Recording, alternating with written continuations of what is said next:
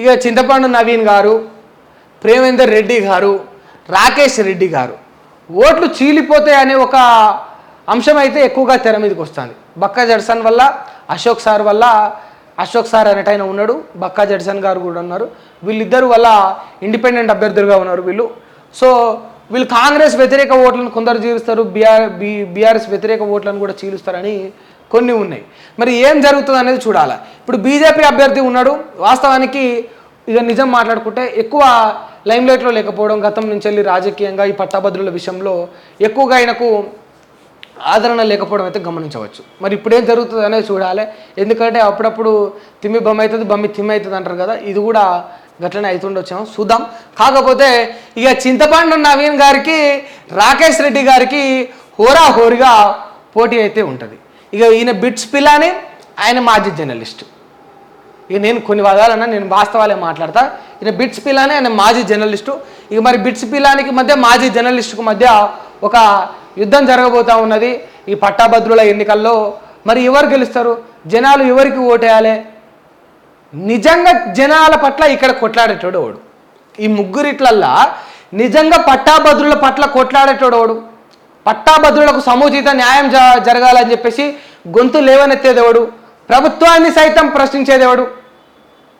ఇప్పుడు రాకేష్ రెడ్డి విషయంలో ఒక విమర్శ ఉన్నది. ఏం విమర్శ ఉన్నదంటే, 10 ఏళ్ళు నువ్వు బీఆర్ఎస్ పైనే పోరాటం చేసి తిరిగి మళ్ళీ బీఆర్ఎస్లకే పోయినావు అని చెప్పేసి ఒక విమర్శ రాకేష్ రెడ్డి పైన ఉన్నది. వాస్తవానికి 10 ఏళ్ళు రాకేష్ రెడ్డి అధికార పార్టీని ప్రశ్నించిండు. ఇప్పుడు కూడా రాకేష్ రెడ్డి అధికార పార్టీని ప్రశ్నిస్తున్నాడు. ఇది మంచి విషయమే, ఒక రకంగా ప్లస్. సరే, ప్రశ్నించిన పార్టీలకే పోయినావు నువ్వు అనేది మైనస్ అయితే, ప్రతిసారి అధికార పార్టీని క్వశ్చన్ చేసే స్థానంలోనే రాకేష్ రెడ్డి ఉంటుండు అనేది కూడా రాకేష్ రెడ్డికి ప్లస్ పాయింట్. ఎందుకంటే క్వశ్చన్ చేయగలగాలి కదా. ఎప్పుడు కూడా ప్రభుత్వాన్ని క్వశ్చన్ చేసేవాడు ఈ వ్యవస్థలో చాలా ముఖ్య పాత్ర పోషిస్తాడు. వాడి యొక్క అవసరం ఈ వ్యవస్థకి ఎంతగానో ఉంటుంది. సో రాకేష్ రెడ్డి మళ్ళీ తిరిగి ప్రభుత్వాన్ని క్వశ్చన్ చేసే స్థానంలోనే ఉన్నాడు. సో ఒప్పుకోవచ్చు అనేది ఒక పాజిటివిటీ ఉన్నది. తిరిగి విమర్శించిన పార్టీలకు పోయిందన్న నెగిటివిటీ కూడా ఉన్నది. ఇక మన చింతపండు ముచ్చట కాస్తే పులుసు ఎక్కువ గారుతుంది. ఏంది ముచ్చట అంటే, ఈయన ఇక రోల్స్ రాయిస్ కారు కూడా కొంటాడట. ఇప్పుడు నువ్వు కారు కొంటే మాకేం నష్టమా? నువ్వు నిజానికి నేనేమంటా అంటే, బాగుపడాలి, అందరూ బాగుపడాలి, మంచి మంచి. ఎందుకు మొత్తం రాజకీయ నాయకులే పుట్టుడు వారసత్వంగా రాజకీయంగా వచ్చిన వాళ్ళు, లేకపోతే సినిమా హీరోలో వాళ్ళ బిడ్డలో వాళ్ళ కొడుకులు వాళ్ళే కాస్ట్లీ వాచ్లు పెట్టాలి, వాళ్ళే మంచి మంచి కార్లు తిరగాలని ఏముండదు. నేనే చెప్తా ఉన్నా కదా, ఒక స్పెండర్ ప్లేస్ బండి మీద పోయేటోడికి ఎంత భద్రత ఉంటుంది, ఒక ఇన్నోవా క్రిస్టా కార్లో పోయేటోడికి, ఒక ఫార్చునర్ కార్లో పోయేటోడికి ఎంత భద్రత ఉంటుంది? ఉండదు. స్పెండర్ ప్లస్ బండి మీద పోయేటోడు 4 వేసుకొని బండి మీద పోతే వాడు సావనికి 90 కారణాలు ఉంటాయి. అదే ఒక ఫార్చునర్ కార్లో పోతే 10 కారణాలే ఉంటాయి. అంటే అంత సేఫ్టీ ఉండదు కదా. నువ్వు కూడా పోవాలి, భద్రంగా ఉండాలి, నువ్వు కూడా మంచి మంచి కార్లు కొనాలి, కాస్ట్లీగా నువ్వు పోవాలి. నేను వద్దు అనా, నువ్వు మంచిగా తిరుగు, నువ్వు బాగుండు, నీ కడుపులో పుట్టిన బిడ్డలకు నువ్వు న్యాయం చేయి, వాళ్ళకు కూడా లగ్జరీ లైఫ్ ఇవ్వాలి. ఏం ఒక రాజకీయ నాయకుల సొత్తేనా, ఒక సినిమా హీరోల సొత్తేనా, ఒక వ్యాపారవేత్తల సొత్తేనా లగ్జరీ లైఫ్ అంటే? కాదు. ప్రతి పేదవాడు లగ్జరీ లైఫ్ని అనుభవించాలి. నీలాంటి వాళ్ళు, నాలాంటి వాళ్ళు, ఒక్క చింతపండు నవీన్ గారే కాదు, అందరూ అనుభవించాలి లగ్జరీ లైఫ్ను. పేదవాడు కూడా మంచి మంచి కాస్ట్లీ కార్లు కొనాలి, మంచి మంచి బిల్డింగ్లలో ఉండాలి. నేను వద్దనా, ఈ విషయంలో నేను ఎట్టి పరిస్థితుల్లో కూడా విమర్శించా చింతపండు నవీన్ గారిని.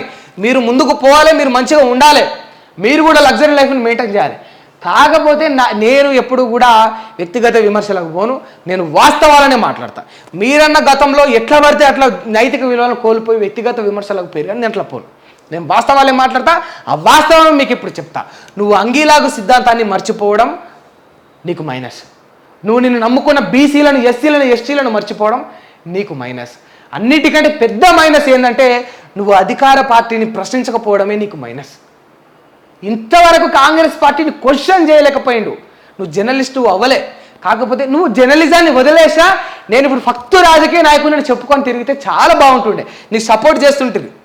తీన్మార్ మల్లన్న జర్నలిస్ట్ కాదని ఒప్పుకున్నాడు, జర్నలిజాన్ని వదిలేసి రాజకీయంలో చేరిండు.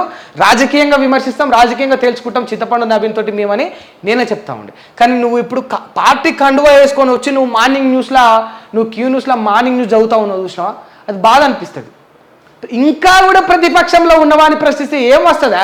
ప్రతిపక్షంలో ఉన్నవారు చేసిన తప్పులను చెప్పాలి. క్వశ్చనింగ్ ఎప్పుడు కూడా అధికార పక్షాన్నే చేయాలి. అధికారంలో ఉన్నోడు పెడతాడా పెట్టుబడులు, ప్రతిపక్షంలో ఉన్నోడు పెడతాడా? సౌటలా ఇంకా మరి ఏం తెలివి ఉండదా? ఇంత చదువుకున్నావు, నువ్వు గ్రాడ్యుయేటు, నేను గ్రాడ్యుయేట్ను, మరి నాకంటే వయసులో పెద్దవాడి, నాకంటే అనుభవం ఉన్నవాడి, గామాత్త జ్ఞానం లేదా? అధికార పక్షంలో ఉన్నోడిని క్వశ్చన్ చేస్తే రావాల్సినవి వస్తాయి. 10 ఏళ్ళు నువ్వు కేసీఆర్ పైన ఎట్లా పోరాటం చేసినావో, నువ్వు నిజంగా జర్నలిస్టు అయితే ఈ 6 నెలల సంధి కూడా నువ్వు రేవంత్ రెడ్డి పైన అట్లనే పోరాటం చేసేది ఉండే. చెయ్యలే. నువ్వు జర్నలిస్టు కాదప్పుడు, ఇంకా కూడా జర్నలిస్టు అని చెప్పుకొని తిరుగుతున్నావు కదా, అది నీకు పెద్ద మచ్చ. అది నీకు మచ్చ. అది దాన్ని ఎట్లా తెలుసుకుంటావో తెలుసుకో, దాన్ని ఎట్లా కూర్పుకో. నువ్వు గెలిస్తే నువ్వు ఎంతగానో ప్రశ్నిస్తావో, మరి ఎంత అది చేస్తావో తెలియదు, కానీ నువ్వు జర్నలిస్ట్ అయినా క్వశ్చన్ చేయలేకపోయినావు, రేపు ఎమ్మెల్సీ అయినాక నువ్వేం క్వశ్చన్ చేస్తావు? ఎవడికి ఉంటుంది నమ్మకం? ముసలి కన్నీరు గారిస్తే ఎవడైనా నమ్ముతాడా? ఎవడు నమ్మడు. ఇక ప్రేమేందర్ రెడ్డి అంటే అదంతా కూడా విప్లవాల గడ్డ, అక్కడ కమ్యూనిజం ఎక్కువ, మరి బీజేపీకి అక్కడ చోటు ఉంటుందా లేదా అనేది చూడాలి. ఇక నేను ఎక్కువ కూడా ఈ చింతపండు గారి విషయంలో, ఈ ఎమ్మెల్సీ ఎన్నికల పైన కూడా నేను కూడా ఎక్కువ మాట్లాడాను. ఎందుకంటే అది పట్టభద్రులందరూ కూడా పరిజ్ఞానాన్ని కలిగి ఉన్న వాళ్ళందరికీ కూడా ఒక నాలెడ్జ్ ఉన్న పర్సన్స్, వాళ్ళందరూ కూడా ఇక వాళ్ళే చూసుకోవాలి. ఎందుకంటే చదువుకున్నోడికి ఉన్న విజ్ఞత ఇంకెవడికి ఉంటుంది? చదువుకున్నోడికి పూర్తి స్థాయిలో విజ్ఞత ఉంటుంది.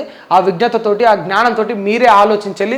ఇక మరి ఈ ముగ్గురిట్లా అసలైన మునగాడు ఎవడే మన పట్ల నిజంగా కొట్లాడుతాడో వాళ్ళకే ఓటు వేసే విధంగా మీరు ఆలోచన చేయండి అని మీకు చెప్తా ఉన్నా.